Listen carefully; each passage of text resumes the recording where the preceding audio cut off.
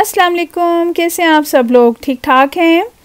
आजकल social media, WhatsApp, Facebook के ऊपर एक इवेंट के हवाले से बात हो रही है, तो मैंने सोचा कि चले मैं भी अपना पॉइंट ऑफ व्यू आप लोगों के साथ शेयर करूं और लॉन्ग ड्राइव के ऊपर चलते हैं और इस इशू के ऊपर बात करते हैं। सोशल मीडिया के ऊपर एक आजकल वीडियो वायरल हुई है जिसके अंदर एक आर्मी ऑफिसर की बीवी है और वो बहुत ज़्यादा लोगों के ऊपर चीख रही है।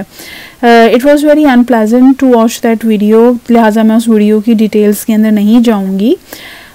मगर मेरा ये ख्याल है कि अगर कोई भी शख्स बुरा काम करता है तो वो वाला बुरा काम उस शख्स के साथ एज अ पर्सन उसी के साथ ही एसोसिएट होता है। वो चीज़ किसी भी इदारे को बुरा नहीं बना सकती है। अगर कोई डॉक्टर बुरा काम करेगा तो डॉक्टर बुरा होगा, itself doctor as a profession सारे का सारा बुरा नहीं होगा। सेम अगर कोई बंदा दहशतगर्दी करता है तो वो शख्स के ऊपर वो वाली बात आएगी, उसके मज़हब के साथ हम उस बात को अटैच नहीं कर सकते हैं। तो अगर हम लोगों के यहाँ एक बहुत ज़्यादा प्रॉब्लम है, I don't know if you agree with me और नॉट, ये मेरा पर्सनल पॉइंट ऑफ व्यू है कि जब हमें कोई पोजीशन दी जाती है ना तो हम वाली पोजीशन बन जाते हैं, like we become that position, और फिर हम लॉ को जो सा है ना उस पोजीशन के अंदर रहते हुए हम अपने आप को समझते हैं कि हम लोग अबव लॉ हैं।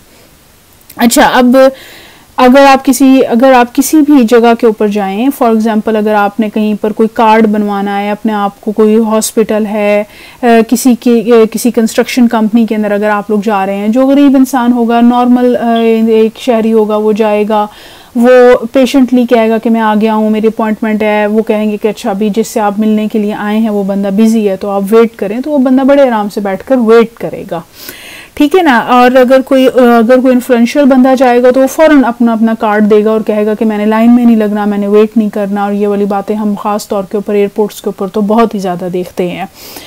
जोन सा एक आम शहरी होगा, गरीब इंसान होगा, वो वेट भी करेगा, बड़ा पोलाइटली पूछ लेगा उसकी बारी कब आएगी, बड़ा एक हम्बल होगा, ठीक है ना।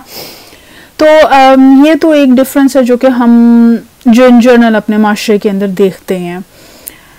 वेरी सैडली ये एटीट्यूडनल डिफरेंस इसलिए है कि जो इन्फ्लुएंशियल लोग जब इस किस्म की हरकतें करते हैं तो वो बहुत ज़्यादा कॉन्फिडेंट होते हैं ये कहते हुए कि चल जाता है। और वाकई इन्फ्लुएंशियल लोगों का एक बुरा रवैया, फोर्सफुली जिसे कहते हैं ना, कुछ चीज़ों को जैसे वो देखते हैं जैसे लाइन में नहीं लगना या अपना, या अभी जैसे आपने एक एटीट्यूड देखा है, वो कहते हैं कि चल जाता है, एक्सेप्टेबल है हमारी सोसाइटी के अंदर। कुछ अर्सा बात होती है, बाद में याद भी नहीं रहता, एक और वाक़या आ जाता है, यानी कि सबक कोई नहीं सीखा जाता।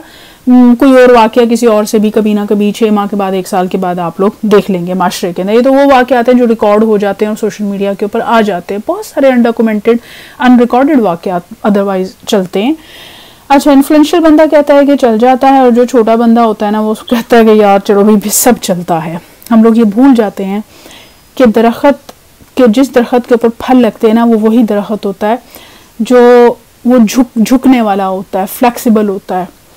इसी तरह ही जो दरख्त सदा बहार होता है ना, पॉजिटिव होता है, हम्बल होता है, सदा बहार दरख्त होता है, उसी के ऊपर ही परिंदे घोंसले बनाते हैं। that's very sad देख कर, जो कि अभी मैंने जिस इवेंट के बारे में हम लोग बात कर रहे हैं, जितना आगे हम लोग आ चुके हैं लाइफ के अंदर, टेक्नोलॉजी के अंदर, और जो लॉकडाउन की वजह से हमें ज़्यादा हम्बल हो जाना चाहिए इटसेल्फ, ये एक बहुत ज़्यादा एक सैडनिंग बात है। तो पहली बात तो हमें ये वाली बात अंडरस्टैंड कर लेनी चाहिए कि अगर मुझे कोई पोजीशन मिली है, फॉर एग्जांपल अगर मैं किसी गवर्नमेंट सर्वेंट हूँ या मैं किसी भी इंस्टीट्यूशन के किसी इदारे की प्रिंसिपल हूँ, तो मैं रिस्पॉन्सिबल हूँ उस ओहदे की वजह से, मैं वो ओहदा नहीं बन गई हूँ, ठीक है। I am not that position, I am responsible to fulfill the role, जो उस पोजीशन के ऊपर मुझे दिया गया है, मैं वो पोजीशन नहीं हूँ।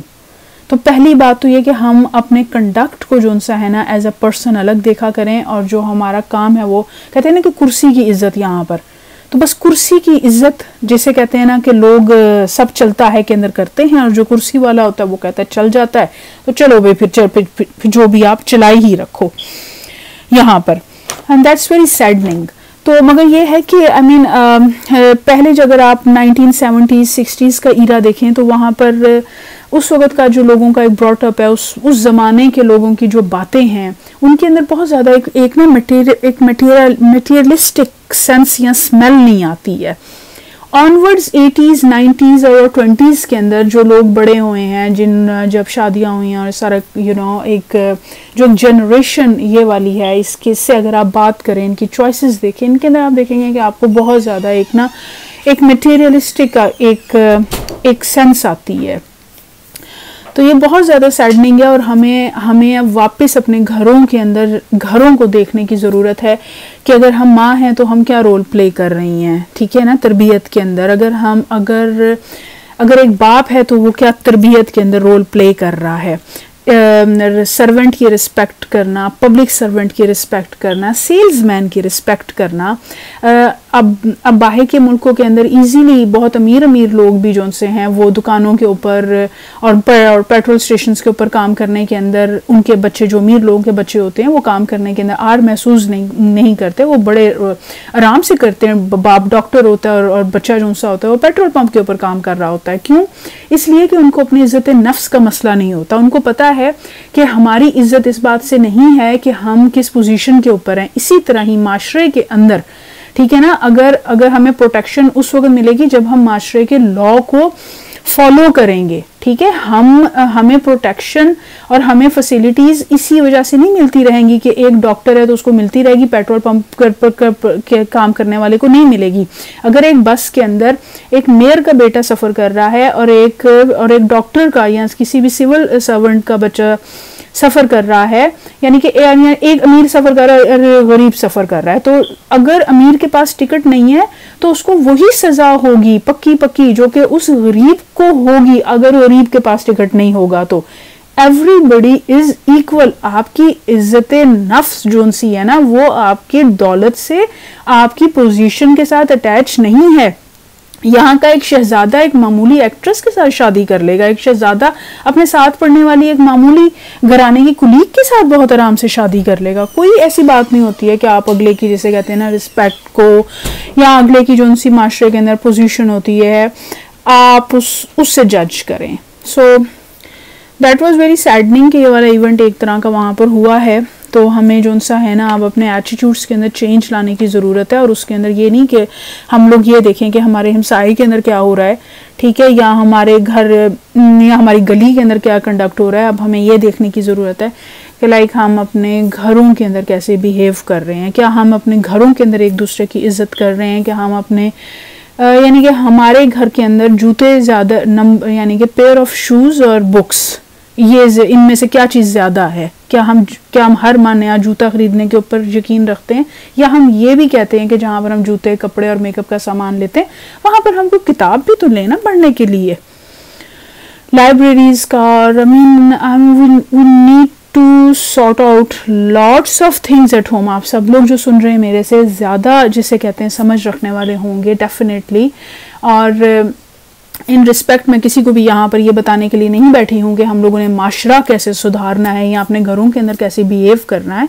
सो मैं बहुत हम्बल, मैं सिंपल अपना एक आप लोगों के साथ एक पॉइंट ऑफ व्यू शेयर कर रही हूँ कि मेरे ख्याल में, हो सकता है आप इससे एग्री ना करें, कि हमें अपने घरों के अंदर देखने की ज़रूरत है।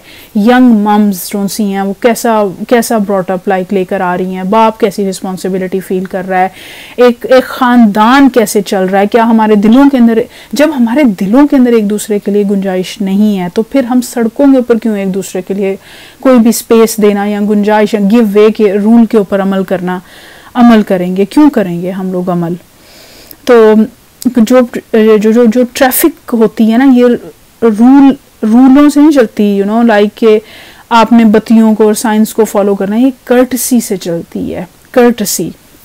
सो अब ये है कि that was a very saddening event. और हम सब लोग कोशिश करें कि नेक्स्ट टाइम हम सब लोग कोशिश करें कि हम लोगों की वजह से कभी भी कहीं पर भी कोई ऐसा इवेंट ना हो।